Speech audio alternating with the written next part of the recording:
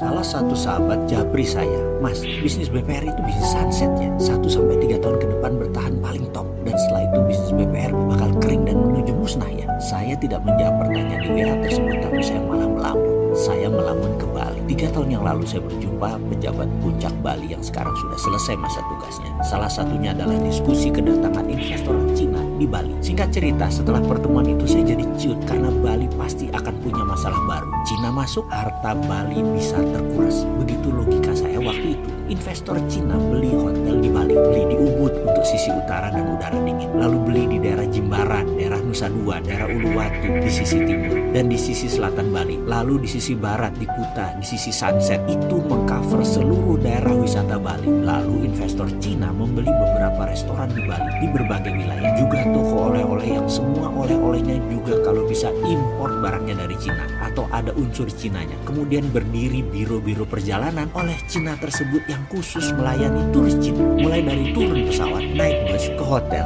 makan di restoran, sampai oleh-oleh, lalu balik lagi ke bandara dan ke pesawat, ke Cina. Semuanya datang dari poin-poinnya adalah milik mereka sendiri, milik Cina. Mereka membayar pakai Alipay. Jadi sebenarnya duit tidak beredar keluar dari Cina. Hanya buat OPEX, Operation Expenditure di Bali saja uangnya keluar. Bayar gaji karyawan dan membeli bahan supplier hotel dan restoran saja. Tidak lebih 20% dari nilai turis tadi spending. Sisanya balik ke Cina lagi. Pintar ya Cina? Atau kita yang geblek? Kita perdalam khususnya Alipay yang muter balik uang ke Cina Tiongkok semuanya. Bagi Cina, Alipay adalah cara untuk uang tetap beredar di Cina walaupun warganya keluar dari Cina. Dan bagi pengusaha Cina penting untuk membuat ekosistem uang Cina beredar tadi. Beli aset dari hulu ke hilir. Jadi Indonesia yang dipakai itu hanya kedapatan 20%. Indonesia dapat apa lagi? Ya dapat tai sama kencingnya orang Cina Tiongkok tadi. Dah itu doang. Alipay sekali lagi adalah alat bayar digital dan ini merupakan future